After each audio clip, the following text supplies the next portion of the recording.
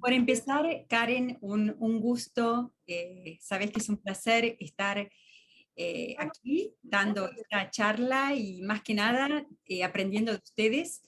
Y bueno, y es siempre un placer trabajar juntas, como vos bien sabés, así que realmente me encanta. Lo que pensé cuando Karen me pidió que hablara un poco de neuroética en el Human Brain Project, y ese es un tema que nosotros, tanto yo como personas en mi grupo de neuroética en Uppsala, espera que está entrando alguien, eh, eh, eh, hemos escrito mucho sobre el tema y hemos explicado, y lo que yo le decía a Karen es que tal vez es interesante entender un poco cómo, de la mano de qué entra la neuroética en el Human Brain Project, porque no es tan lineal como parece. No es que existe un Human Brain Project y de golpe dicen, bueno, a ver, hagamos neuroética. No es esa la manera como entra. Entonces, quería contarles un poquito ese desarrollo el contexto en el cual la neuroética surge dentro en el Human Brain Project, y después contarles un poquito sobre cómo entendemos a la neuroética en el Human Brain Project. Y la idea es después abrir el debate. Así que a pedido de Karen, no es una charla muy larga, pero sí espero que sea punto de partida para tener una charla interesante sobre estas cuestiones que obviamente nos importan a todos. En realidad, les puedo dar un muy breve introducción a lo que es el Human Brain Project. Como ustedes saben, o tal vez no saben, pero es un proyecto europeo que comienza en el año 2013 y que va a finalizar en el año 2023. Y el resultado final de este proyecto va a ser lo que se llama una Research Infrastructure, o sea, una infraestructura de investigación para la neurociencia. De modo que en este momento estamos en la última etapa del proyecto y todas nuestras energías en gran medida están dirigidas hacia hacer de esa infraestructura, de esa infraestructura de investigación para la Unión Europea y para el resto del mundo también, porque la idea es que sea abierta y que puedan utilizarla neurocientíficos y quienes la necesiten en todos lados, y queremos que esta infraestructura sea lo más éticamente sostenible y socialmente aceptable. De modo que gran parte de nuestros esfuerzos en esta última etapa del Human Brain Project están dirigidos a eso. ¿Pero qué es el Human Brain Project? En realidad, en realidad tiene una serie de objetivos. Uno de ellos es la creación de tecnologías de supercomputación, modelización e informáticas necesarias para investigar en neurociencia, lograr una comprensión más integrada del cerebro humano, esto desde el primer momento ha sido algo muy importante, simulaciones del cerebro humano como base para nuevas herramientas de diagnóstico y tratamientos para enfermedades del cerebro, incluyendo la creación de nuevas tecnologías, prótesis para personas con discapacidad, cualquier tipo de condición que tenga su raíz, digamos, en un mal funcionamiento del cerebro. Y también dentro del Human Brain Project se hace investigación dirigida a potenciar de alguna manera lo que nosotros hoy llamaríamos inteligencia artificial. O sea, se hace un tipo de investigación que puede ser utilizada eventualmente en el campo de la inteligencia artificial, y de hecho hay un grupo importante del proyecto que está trabajando, por ejemplo, en redes neuronales, modelos de redes neuronales inspiradas en el cerebro, etc. Lo importante de esto en realidad es que yo les conté que el objetivo final es una infraestructura de investigación, pero desde el primer momento el Human Brain Project se enmarca dentro de un programa de financiamiento, digamos, y recibe fondos de la Comunidad Europea. Y la Comunidad Europea le da estos fondos al Human Brain Project por medio de lo que se llamó en ese momento Horizon 2020, Horizonte 2020, y Horizonte 2020 en realidad estipula que toda investigación, ciertamente que reciba fondos de la Unión Europea, tiene que seguir o regirse por lo que se llama RRI o Responsible Research and Innovation, o sea, investigación e innovación responsable. De modo que nosotros desde el primer momento, desde el momento que comienza el Human Brain Project, sabemos que se nos da, digamos, un marco ético. Se nos dice, ustedes van a estar actuando desde el punto de vista de la, digamos, de la naturaleza ética, digamos, ¿no? Y el examen ético de las potenciales implicancias de la investigación que se va a hacer, esto tiene que estar enmarcado dentro de lo que se llama investigación e innovación responsable. Entonces, nosotros ya queda muy claro que esto es lo que vamos a hacer, y esto implica que es importante entender un poco qué es RRI, digamos, qué es, para entender un poco cómo entra la neuroética dentro del proyecto. Y para eso habría que darle les quería dar un poco de contexto de este marco ético. En realidad, esto tiene que ver con cómo se han manejado las cuestiones éticas que plantea la ciencia en Europa, y podemos decir que a principios del siglo XX, debido al positivismo, se tenía la idea de que todo lo que fuera de alguna manera ciencia era progreso. Ciencia e innovación era necesariamente progreso, era el sinónimo de progreso, ¿no? Entonces, lo que se usaba, en ese momento lo que se usaba, o lo que se tomaba como punto de partida para hacer algún tipo de gobernancia, digamos, de las cuestiones éticas, eran lo que serían códigos. Ustedes, estoy segura que la mayoría de ustedes conoce el famoso código de Helsinki, o varias guías que pretendían, digamos, y todavía se las usa, no quiero de ninguna manera minimizar su importancia, pero lo importante es que inicialmente se presentan como la manera de regir éticamente ciertos tipos de prácticas. Y en un artículo dentro del área de lo que se conoce como Science and Technology Studies, o sea, estudios en ciencia y tecnología, que obviamente tienen muchísimo impacto y sobre los cuales hay muchísima literatura hablando de estos temas, en un artículo interesante escrito por Landeweert y sus colegas, básicamente se identifican tres estrategias a partir del siglo XX y en lo que hace a esta gobernancia de la ciencia y la tecnología y de los temas éticos que tratan. De acuerdo a Landeweert, en realidad, si uno mira la ciencia, especialmente la ciencia europea, uno puede ver que inicialmente hubo una estrategia que es lo que ellos llaman una estrategia tecnocrática tradicional, según la cual básicamente se parte de la base de que si hay problemas éticos, y los va a haber, son los científicos mismos los que van a poder identificar y evaluar riesgos, y donde se encaran esos potenciales riesgos o problemas fundamentalmente desde una mirada regulatoria legal. Entonces, los científicos se ven, si se quiere, asistidos por la ley para manejar algunos problemas que pueden llegar a resultar éticamente problemáticos, digamos. En realidad, ese tipo de enfoque resultó ciertamente insuficiente, y eso hace que en los años 90 surja lo que se llama la estrategia de la ética aplicada, que se ve representada en los ELSI, Ethical and Legal Issues and Social Implications, o Ethical and Legal and Social Aspects. O sea, en Europa se usa el término ELSA, en Estados Unidos generalmente se usa el término ELSI, y que se maneja de la siguiente manera. En esta estrategia de ética aplicada, quienes se ocupan de los problemas éticos son eticistas, sociólogos, que intentan armonizar objetivos tecnológicos y científicos con los objetivos y los deseos de la sociedad.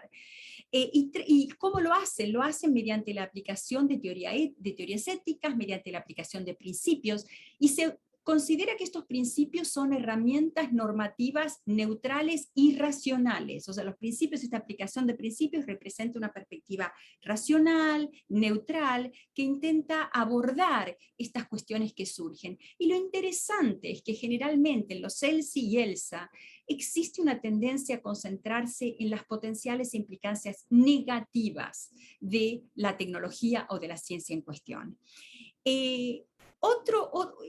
La mayoría de ustedes si hace bioética, por ejemplo, tienen que sentir mucha familiaridad con este tipo de enfoque de la ética aplicada, ¿no? Venir con un grupo de principios, con un grupo de consideraciones, y tratar de utilizarlos para llegar a la conclusión más éticamente aceptable, más éticamente armónica, digamos.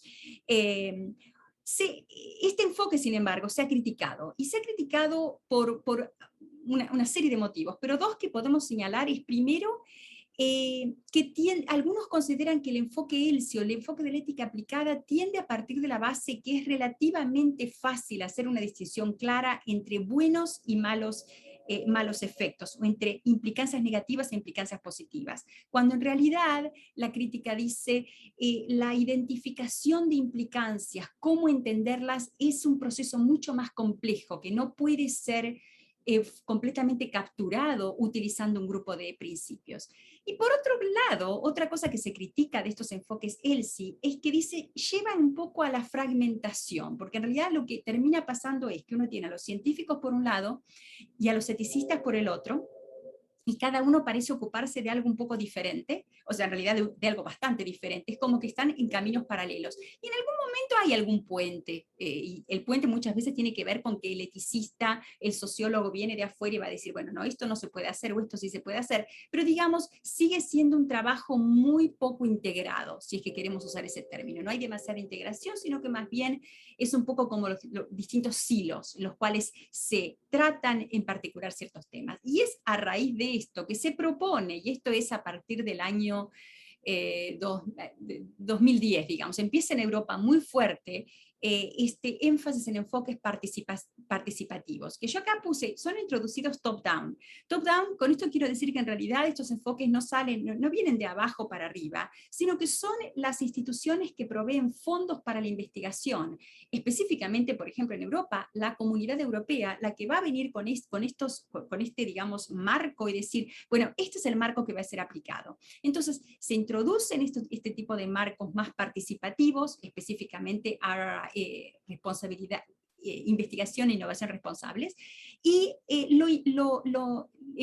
motivo por el cual se considera que este marco en particular es más participativo es porque es muy consciente de entrada en que no se trata solo del científico haciendo ciencia, o del eticista tratando de determinar cuáles son las implicancias negativas o positivas, sino que de entrada se toma en cuenta a los distintos stakeholders, a las distintas personas en distintos ámbitos que van a ser afectados por sea lo que sea que se haga.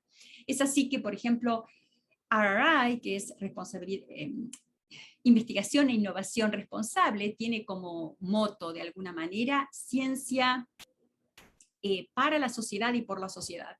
La idea es que la sociedad es ese conjunto de personas que va a ser directamente afectada por la ciencia.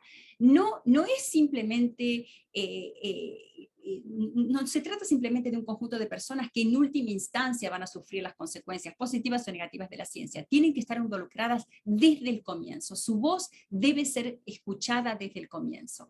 Por eso se habla de este tipo de enfoque como más participativo, porque de entrada se intenta dar participación a la persona corriente, a comunidades de pacientes, a comunidades que están a cargo de negocios, más allá de políticas públicas, más allá de gobierno, más allá de científicos, más allá de eticistas. Se trata de traer a todos a la mesa para que todos tengan algo que decir. Y la idea es que esa conversación de alguna manera moldee la agenda científica. Entonces, es así que este tipo de enfoques hay mucha preocupación de pronto en tratar de velar preguntas tales como, ok, ¿en qué dirección va la ciencia?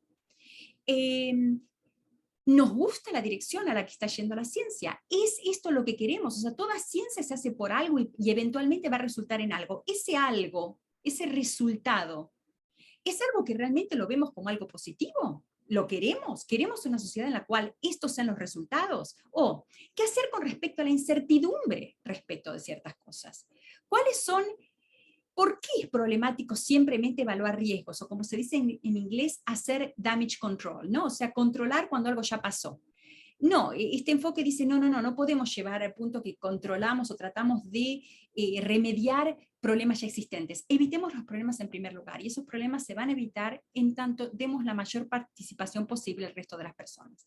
Entonces, en definitiva, en estos enfoques, la sociedad va a cumplir un rol muy importante. En realidad, con este enfoque en el cual se ve a la investigación como algo que tiene resultados, pero como algo que es un tipo de práctica que está socialmente inmersa en un contexto y un contexto que tiene que estar activo y no pasivo, donde hay proactividad y no simplemente receptividad. Toda esta idea de cómo encarar a la ciencia, en realidad se puede unir de alguna manera con otro debate que se viene haciendo dentro de lo que se llaman estudios como dije antes, Science and Technology Studies, o sea, estudios en ciencia y tecnología. Por muchísimo tiempo se ha utilizado en estos estudios una metáfora, se habla del contrato social de la ciencia. Y es una metáfora que intenta de alguna manera capturar cuáles son los cambios que se han dado en la relación entre la ciencia y la sociedad. Y se considera, en la literatura se considera que en realidad a lo largo de los años, especialmente a partir de los 80, se ha pasado a una concepción diferente de cuál es el contrato social de la ciencia. Entonces dicen, bueno, al principio tradicionalmente se consideraba que la ciencia no tenía digamos, una responsabilidad social particular y se confiaba en sus propios mecanismos para hacer control de calidad. Se confiaba en los científicos mismos, en aquellos que estaban en el dominio de la ciencia, digamos, para más o menos regularse. Pero a partir de 1980 comienza a haber otra concepción sobre la ciencia y su responsabilidad. Y pasa a haber una presión muy grande para que la ciencia sea responsable a la sociedad, para que pruebe su valor. Y probar su valor implica también que sea transparente con respecto, por ejemplo, a cómo se manejan los fondos que la ciencia recibe. ¿Cuáles son los outcomes, los resultados tangibles en los que resulta? Para que sea fiscalmente responsable. Nuevamente, o sea, tiene que haber resultados para que uno pueda ver hasta qué punto hubo una cierta responsabilidad fiscal. ¿Hasta qué punto contribuye la ciencia a la innovación y innovación deseables? El nuevo contrato social de la ciencia también pone mucho énfasis en la responsabilidad a interaccionar con el público y fundamentalmente lo que busca es una democratización de la ciencia. Entonces, como verán, en realidad estos son dos, entre comillas, discursos, el de la slide anterior y pero en última instancia se llega a esta idea de que la ciencia verdaderamente, si queremos una ciencia democrática y una buena ciencia que sea para la sociedad, tiene que ser una que sea muy participativa. Y esto nos lleva directamente a Responsible Research and Innovation, o sea, a el marco ético que tenemos nosotros en el Human Brain Project. Entonces, en realidad hay varias definiciones de Responsible Research and Innovation, no hay un consenso absoluto, pese a que obviamente todas tienen muchísimos puntos en común. Pero, por ejemplo, podemos empezar con la de la Comunidad Europea, que dice que este es un enfoque que anticipa y evalúa las potenciales implicancias y expectativas sociales con respecto a la investigación y la innovación, con el objeto de promover el diseño de investigación e innovación inclusiva y sostenible. Esta es la de la Comunidad Europea. Asimismo agregan los actores sociales, o sea, los investigadores, los ciudadanos, quienes hacen políticas públicas, quienes están en negocios, organizaciones de sectores variados, trabajan conjuntamente durante el proceso, digamos, de investigación e innovación completo para alinear de una manera mejor tanto el proceso y sus resultados con los valores, necesidades y expectativas de la sociedad. Podemos seguir con otras definiciones, por ejemplo, von Schomburg, que es uno de los personas probablemente más conocidas que ha escrito sobre RRI, habla de RRI como un proceso interactivo, transparente, por medio del cual actores sociales e innovadores son mutuamente responsivos, se responden mutuamente, con el objeto de la aceptabilidad ética y la sustentabilidad y deseabilidad social de los procesos de innovación y de sus productos, de modo de permitir una integración apropiada de los avances científicos y tecnológicos en nuestra sociedad. La Declaración de Roma es la que últimamente tal vez tiene más prensa, habla de RRI como un proceso constante de alinear la investigación y la innovación con los valores, necesidades y expectativas de la sociedad. Como verán, en todas se ve un gran énfasis en la sociedad, en no separar a todo lo que sea la calidad ética de un proyecto con la sociedad en la cual el proyecto está y la sociedad que va a ser directamente afectada por ese proyecto. Y es así que, por ejemplo, Schomburg en una entrevista en 2014 específicamente dice: la innovación no es inherentemente buena. Es un punto importante, no porque algo sea innovativo es bueno, todavía queda abierta la posibilidad de que no lo sea. Y es así que, por ejemplo, la Comunidad Europea dice: nosotros pedimos a las instituciones europeas, a los Estados miembros, y a las organizaciones que que proveen fondos para investigación e innovación, la parte del negocio comercial, la sociedad civil, que hagan de RRI un objetivo central a través de todas las políticas y actividades relevantes, y que de alguna manera moldee la investigación y la innovación europea. O sea que es muy fuerte este énfasis. Entonces, bueno, es así que nosotros nos encontramos con esto. Y nosotros esta es nuestra website, nuestra porción de la website de The Human Brain Project, y ustedes si la visitan van a ver que van a ver claramente que nosotros reconocemos que tenemos este marco con el cual nos hemos movido. Pero ¿qué pasa? Una cosa es tener un marco y otra cosa es tratar de ver cómo aplicar ese marco y cómo efectivamente implementarlo o hacerlo accionable de alguna manera. Yo puedo tener un marco, es un marco teórico, pero bueno, más se requiere, ¿no? Entonces es así que en realidad dentro del HBP nosotros específicamente utilizamos lo que se llama el marco área. Y este es el marco área, vamos a poner todo junto, justamente si ustedes se fijan en la primera letra de cada una de estas palabras: anticipación, reflexión, compromiso y acción.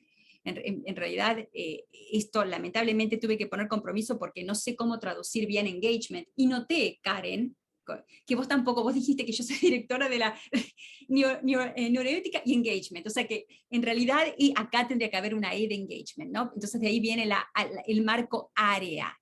Entonces, tal vez viene bien que les explique un poco qué hemos hecho dentro del HBP con este marco. Este marco es tomado, en realidad es muy utilizado, no utilizado ciertamente por todos, pero muy utilizado, y básicamente dice que la innovación, es decir, la investigación e innovación responsables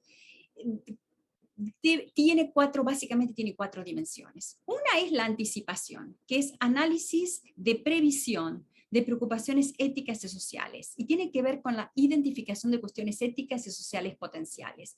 Y esto nos lleva al Collins-Rich dilema. El dilema Collins-Rich es un dilema que surge, se debate debido a Collins-Rich en los años 70, y Collins-Rich dice que uno de los problemas de la tecnología, y por eso esto pasó a ser el llamado Collins-Rich dilema, es que hay un problema entre poder y conocimiento. Es decir, él dice: cuando nosotros tenemos el poder de cambiar los resultados de un avance tecnológico, todavía no tenemos ese avance tecnológico.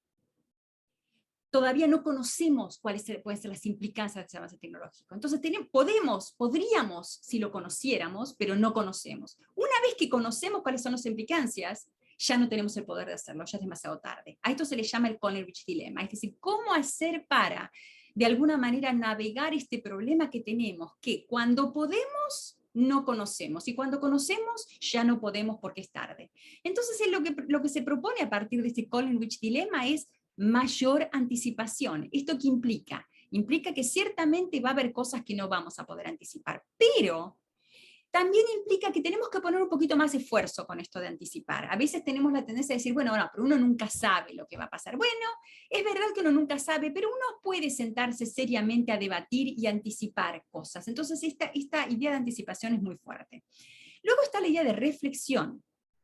Reflexión en RRI tiene que ver con análisis fundamentalmente sociológico. Nosotros en el HBP agregamos análisis conceptual, neuroético y filosófico. Y ahora les voy a explicar cómo. Pero en realidad nosotros entramos acá, en reflexión. Recién cuando tenemos que implementar este marco en el HBP y tenemos que empezar a hablar de todas estas, tenemos que empezar a diseñar actividades en cada una de estas dimensiones, anticipación, reflexión, compromiso, interacción, acción, es ahí que entra la neuroética. Pero bueno, sigo explicándoles. Tenemos entonces reflexión, que tiene que ver con los objetivos, motivaciones, implicancias, incertidumbres, reflexión sobre supuestos, etc. Compromiso, interacción, esto es engagement, nuevamente, un diálogo productivo, constante, con diversas comunidades. Esto es fundamental, tiene que haber una interacción abierta, transparente, buscar entender prioridades, pero no prioridades científicas, también prioridades de la gente. ¿Qué es lo que la gente considera una prioridad? ¿Cuáles son las preocupaciones de la gente? ¿Por qué tienen esas preocupaciones? Y finalmente acción, o sea, esta es la parte de implementación, estrategias para promover el bien social, y la parte de acción implica la integración de todo lo anterior, de la anticipación, la reflexión, el compromiso, etc. Entonces, como les decía, en el Human Brain Project, la neuroética y la filosofía entra en la dimensión de la reflexión, y esto es lo que nosotros hemos agregado a este marco de RRI, porque RRI en sí, ciertamente RRI aplicado al cerebro, para darles una idea, cuando la Comisión Europea habla de ética, en el contexto de RRI, la define como puramente ética de la investigación. O sea, el tema de consentimiento informado, o el tema de experimentación con animales. O sea, es ética de la investigación, nada más. Para ellos, ética es una ética de la investigación aplicada. No están pensando en esos múltiples temas, otros temas de los que se ocupa la neuroética. Entonces, lo que nosotros hicimos fue, en este contexto, en el cual nos dicen, bueno, parte de las actividades dentro de este grupo que va a estar dedicado justamente a la naturaleza ética y social de la investigación que vamos a llevar a cabo, nos dicen, bueno, ustedes tienen que hacer anticipación, reflexión, engagement y acción. Nosotros decimos, perfecto, dentro de reflexión nosotros vamos a poner todo esto, y es así que intentamos contribuir. Pero esto lleva tal vez a contar un poquito más cómo entendemos a la neuroética nosotros dentro del Human Brain Project, porque nosotros en realidad hemos tratado o hemos estado manejándonos con una distinción entre 3 tipos de enfoques neuroéticos dentro del Human Brain Project, pero en general, o sea, cuando hablamos de neuroética en general, partimos de la base de que se puede hacer una distinción entre 3 tipos de enfoques que tienen que ver, que se distinguen por contenido y por método. Entonces, por un lado tenemos a lo que nosotros llamamos la neurobioética. La neurobioética, y ojo, hay otras personas que también utilizan el término neurobioética, pero nosotros no lo utilizamos de la misma manera. Para nosotros neurobioética es el equivalente a la bioética de lo neuro. O sea, es decir, tiene que ver con cuestiones que uno encuentra también en la bioética, pero en este caso aplicadas al ámbito de lo neuro. Entonces, entre los temas que nosotros incluimos dentro de la neurobioética, están, por ejemplo, temas aplicados todo tipo de tema aplicado, ¿no? Consentimiento informado, protección de datos, ética de la investigación, ética de la psiquiatría, ética de la neurología.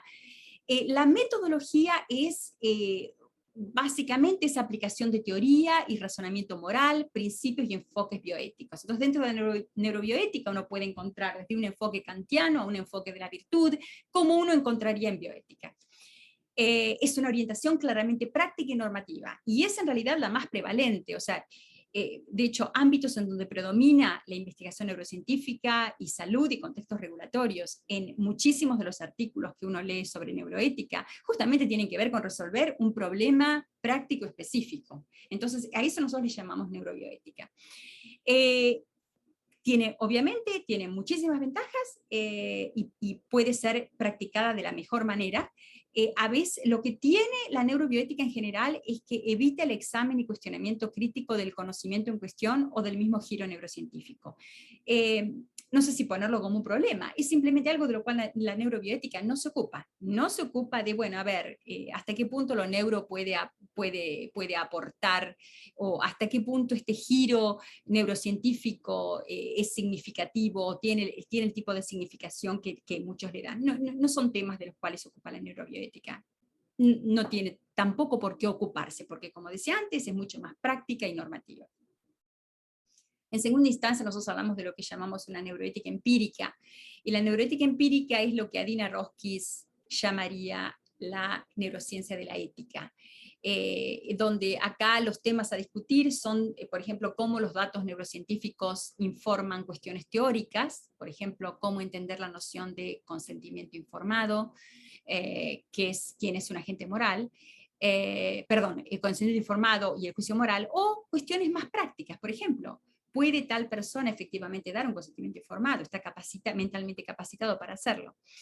La metodología científica es una orientación descriptivo-normativa, se usa muchísimo en neurociencia social, neurociencia cultural, ciertamente en filosofía también se hace muchas veces neuroética empírica, pero no se concentra en cuestiones traslacionales. O sea, la neuroética empírica tiende a no tematizar la supuesta objetividad de la ciencia o abordar la relación que existe entre la ciencia y cuestiones filosóficas importantes. Es decir, muchas veces se parte de la base, y esto es muy común en estudios neurocientíficos, en presentar una evidencia y decir, bueno, esto muestra que el problema filosófico sobre el libre albedrío básicamente queda, digamos, si no solucionado, estamos avanzando mucho en la discusión. Y eso no es claro por qué se hace esa correlación, sin explicar un poquito más, sin algún tipo de, digamos, aparato conceptual que apoye ese tipo de correlación.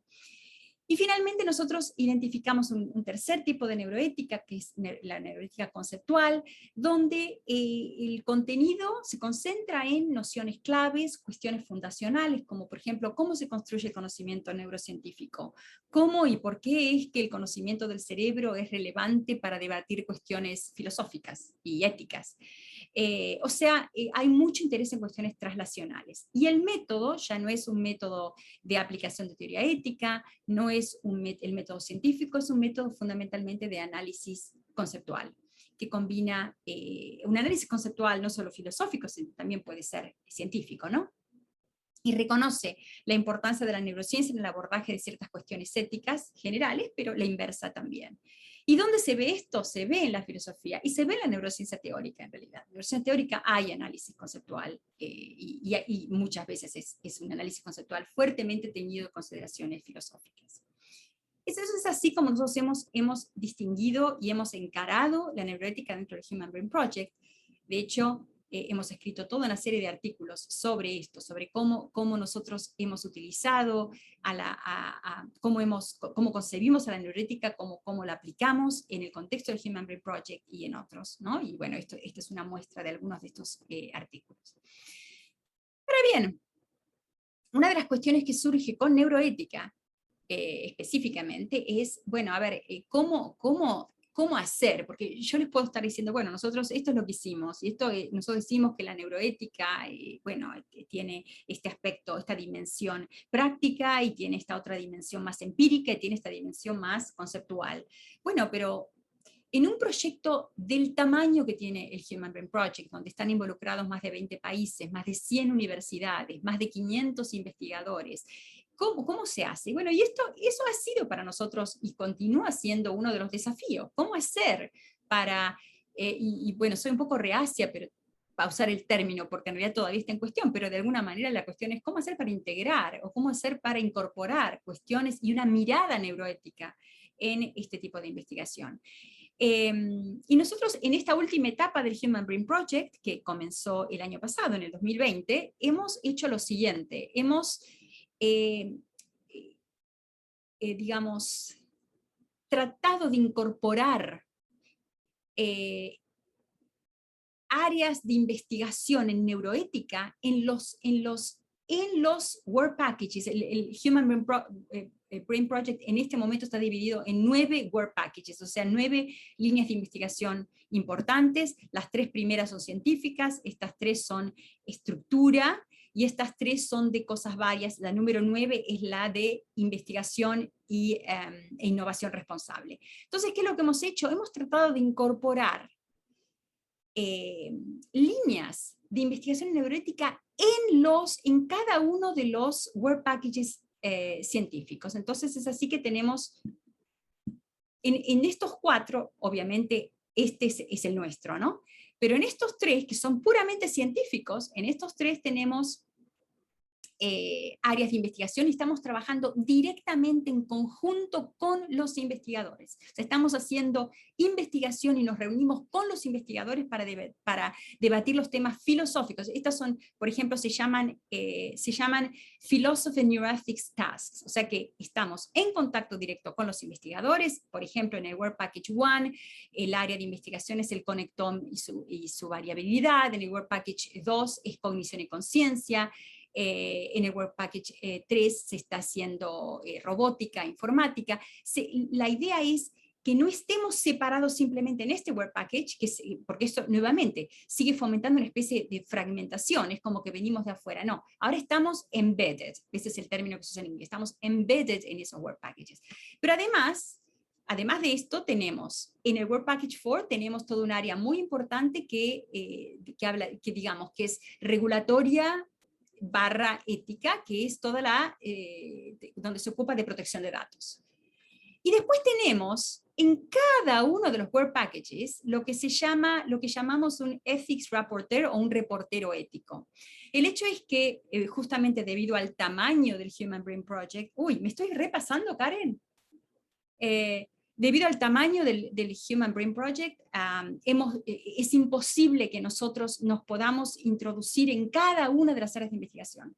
Entonces, lo que hemos hecho, además, es pedir que cada Work Package, sea de estructura, sea científico, sea de administración, tenga una persona, 2, en muchos casos hay 5, por ejemplo, en Work Package 1, Work Package 2, que reporten sobre la investigación que se está haciendo y las potenciales cuestiones que pueden estar surgiendo. Lo que pasa muchas veces es que estas personas obviamente no son eticistas.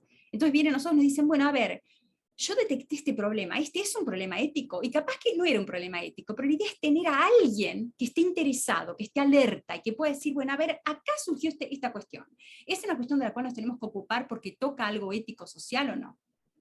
Bueno, entonces, esta idea de integración, nuevamente, es, si se quiere, la asignatura pendiente. Nosotros estamos tratando de integrarnos, la idea en esta última etapa fue integrarnos más, esto no implica que hemos solucionado todos los problemas, ciertamente, ¿no? Y esto es algo de lo cual nos estamos ocupando con las iniciativas internacionales del cerebro, cuando vemos el trabajo conjunto que estamos haciendo con Corea, con Japón, con US Brain, con Australia, con Canadá. La idea es, bueno, a ver, ¿cómo hacemos para integrarnos aún más? Para que esa integración sea genuinamente fructífera, para que no sea una integración en papeles. Entonces, bueno, ¿qué significa en definitiva? Y con esto termino, integrar neurociencia y neuroética. Ciertamente existe un problema serio muchas veces cuando uno habla de neuroética, y es que puede haber una tendencia, aún en aquellos que pueden estar muy interesados en que la parte ética esté bien, que esté todo bien, pero existe una tendencia a identificar neuroética con atenerse a las disposiciones legales. Entonces se creen que, bueno, en tanto esta investigación en particular es totalmente compatible con el GDPR, que es la regulación europea sobre protección de datos, y bueno, entonces está todo bien. Y lo que nosotros tratamos de decir es no. Una cosa es lo que se llamaría en inglés compliance, y otra cosa es neuroética. Compliance es importante, seguir las leyes, las legislaciones, las regulaciones es importante, pero integrar neuroética implica mucho más. Entonces, ¿qué significa? Ir más allá de conformidad con leyes o preceptos morales, implica una actitud crítica, de anticipación, de reflexión, y en última instancia de acción, que es lo que sigue siendo probablemente más, como decía antes, la asignatura pendiente. Y bueno, esto es lo que les quería decir, aparte me doy cuenta que es muy tarde, así que corto acá. Muchas gracias por escucharme.